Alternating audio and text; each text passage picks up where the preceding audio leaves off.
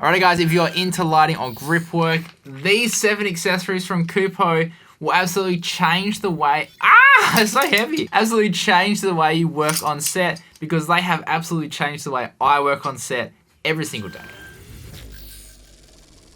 How's it going guys? My name is Andrew Murphy from Down Under in Gold Coast, Australia. So when I first arrive on set and I'm setting up the lighting, designing kind of like where I want everything to be, basically having the right tools for the right job can make things just so much less stressful and so much more efficient as well. And on the flip side, if you don't have the right accessories, honestly, I have been on set and I've just had the biggest headache trying to kind of like rig something together, try to make some things work. Whereas if I had the right accessory from the beginning, could just rigged it up, done it, and that's it. Right, now the first accessory from Kupo that has #1 absolutely changed the way I work on set is this Cardellini clamp. So a Cardellini clamp is basically like a super clamp on steroids. So I think this is like a 30 centimeter one, maybe like a 1 foot, 1.5 foot. And basically we have this whole bunch of adjustability where you can make the jaws anywhere from one end to the other. And then on the other end, you have a little spigot where you can actually mount something to it. And on the other end, on this Kupo one, you have a spigot input. So if you have an accessory or something where you want to mount something into here, you can click that into here, lock it in and lock that down, and then you're ready to go. Now, Cardellini clamps are absolutely amazing if you need to clamp onto something that is big. So if you have like a big wooden beam in a house, or you have like a big, I guess like concrete pole or something, these are absolutely amazing. And you can do just crazy things with these. You can also just use this as, I guess, like a normal super clamp with an extension and a spigot on the other end as well. So I went with the 30 centimeter ones just because that's kind of like somewhere in between. And it seems to work with the kind of like stuff that I use it for. But again, depending on what you want to use it for, will depend on the length and guess like the Cardellini clamp that you should get. Now, I love using these to basically like hide lights in ceilings or hide lights in areas where you can't physically get like a light stand. So in this shot here,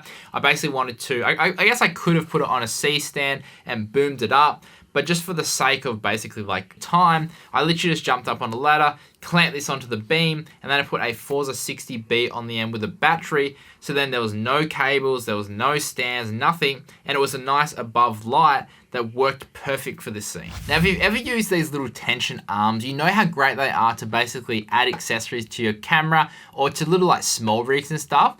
But obviously there's a weight limit to these. And if you want to, I guess like use this kind of thing to mount a light, what do you do? So that is where this big boy here comes in. This is the Kupo Max Arm. And this is literally like a tension arm on steroids. Like, look how chunky this thing is. And it is so good. So again, like kind of like the Cardellini clamp, if you need to mount something in an area, Cardellini clamp is good if it needs to be like stationary and you don't need too much control because you just have that basically like that fixed spigot on there.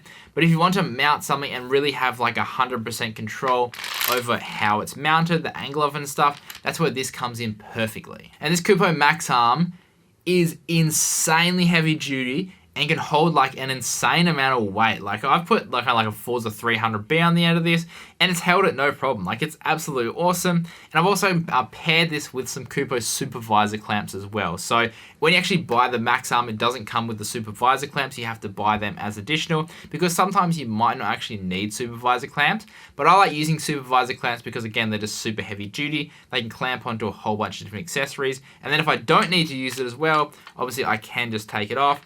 And then on the end of this, we just have a normal spigot as well. So you can mount your lights and stuff to it or your accessories. And just like a standard tension arm, you adjust the knob in the middle and we get full control over the angle here and also control over the end spigots as well. And like this thing is super easy to adjust. Like you just kind of like crank it down and that is just solid, like it's not going anywhere. And obviously you have like a little rubber handle as well, which makes it much, much easier to actually crank down and really just lock this thing into place. And I've also actually used this Max Arm with a Cardellini clamp as well, because we do have that spigot input on one end on the Cardellini clamp. So basically this can just clip into here and we can lock this down.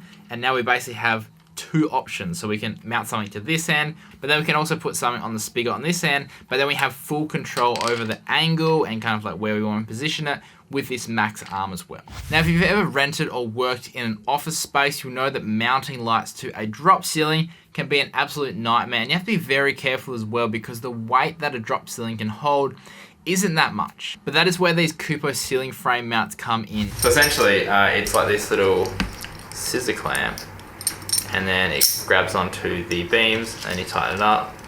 And then apparently you can hang about 7 kilos off of these each, depending on where it is mounted on this false ceiling. But essentially we just used 4 of them on each corner to support the weight of the light. And then we just made sure we weren't really shooting any of these bits, so it looked like it was properly mounted. And this just takes all the guesswork, all the hassle out of trying to mount a light or trying to mount an accessory onto a drop ceiling. And without this little drop ceiling mount, like, I actually have no idea how I would have completed this commercial or even got the job in the first place, because this was one of the requirements, was like, how are we going to go about mounting the light in an office space that we're renting?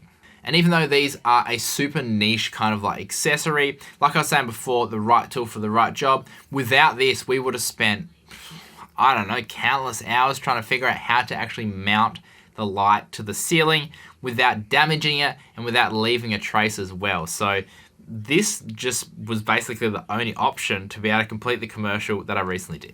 Now, if you're a Forza 200, Forza 300, or Forza 500 owner, this little accessory here will look quite familiar. So this is a clamp to hold the ballast onto a light stand.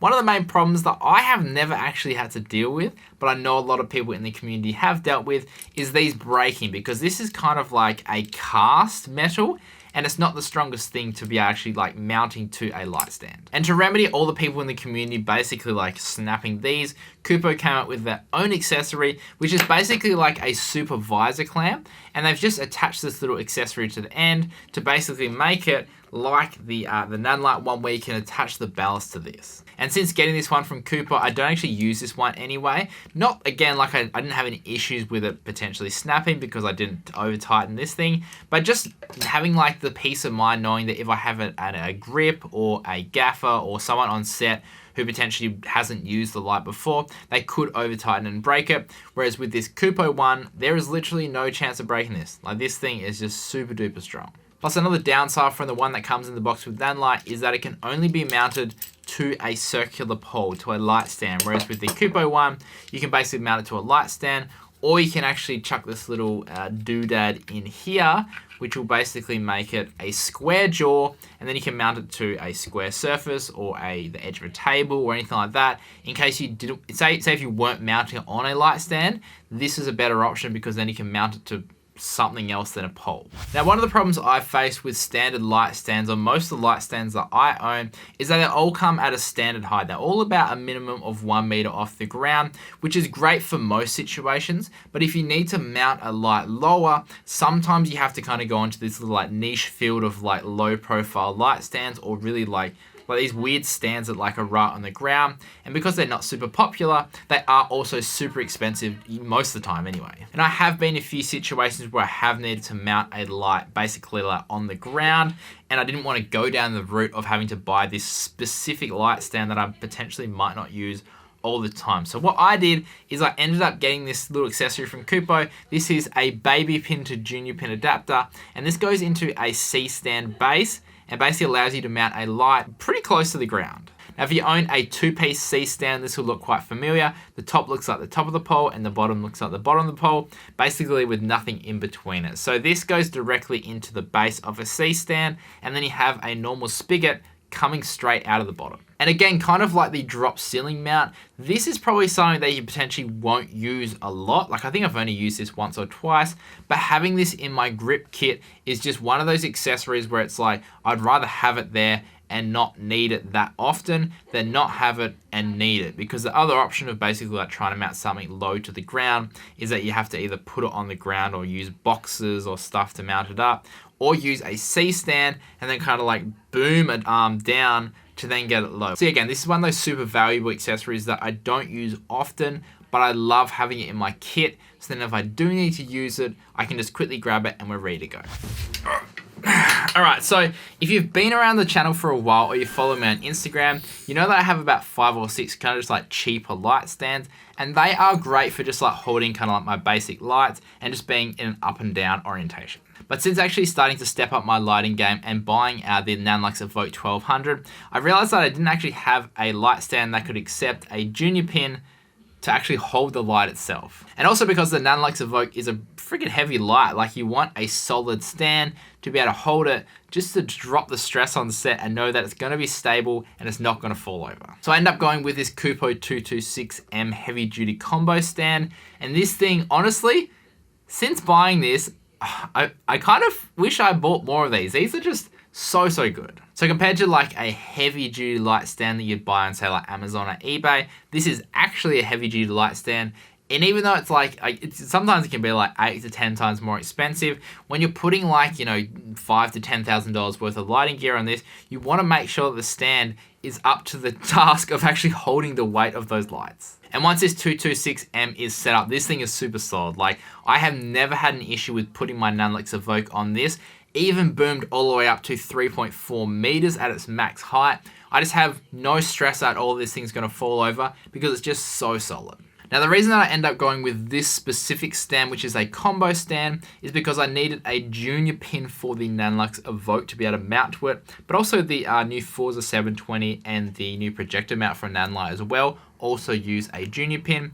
But the reason I went with the combo stand is that it has a junior pin and also a hidden baby pin as well. So if I want to use it with any of my other lights, I can also use it on here as well. Or as a bonus, you can actually mount 2 lights or a light and say like a Cardellini clamp directly onto the head itself by utilizing that baby pin as well. And then just something as simple as having one of the legs being able to adjust in length to be able to basically like level it out on uneven surfaces has just been an absolute game changer and something that I've never actually had to deal with or never had access to. So I've never really thought about it. I've always had to prop up my light stands to make them work. So again, getting access, I guess like just buying a decent light stand and then getting access to all these cool features has made me realize has made me question why I haven't bought these sooner. But honestly, I think everyone should have at least one of these in their kit, just in case you want to like boom something up super high, or you want to put like say rent an expensive light or start using more expensive lights. Just buy a light stand that can actually support the weight, and it just makes you so much less stressed when you're on set.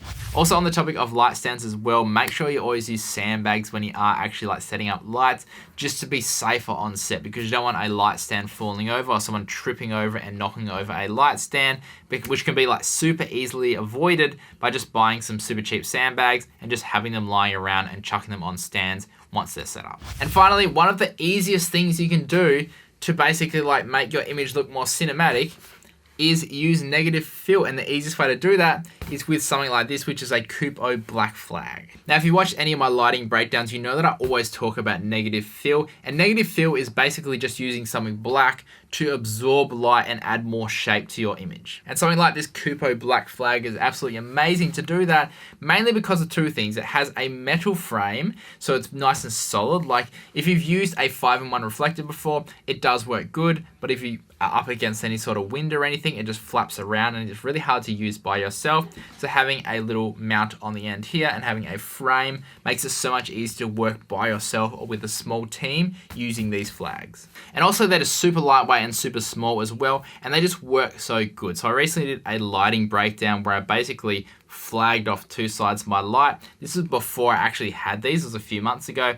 And basically I had to use a 5-in-1 reflector that was kind of weirdly mounted on a light stand and a moving blanket as well on the other side, just because I didn't have access to something like this, which literally would have been perfect in that situation. But where you are going to benefit the most from something like a black flag or a negative fill is when you are shooting outdoors, because like there's just ambient light scattering and bouncing everywhere and it's really hard to control it. So by grabbing a black flag like this, bring it super close to your subject just out of frame, you can control the ambient light that's coming around. And again, you don't have to necessarily bring in lights and stuff to make it look good outside. You can just shape the light that's already in the scene and make it look good. Anyway guys, I hope you enjoyed this look at 7 of my favorite accessories from Kupo. If you did, then consider liking and subscribing to the channel. And if you want to find out more about any of these accessories or where to buy them, I'll leave them linked down below.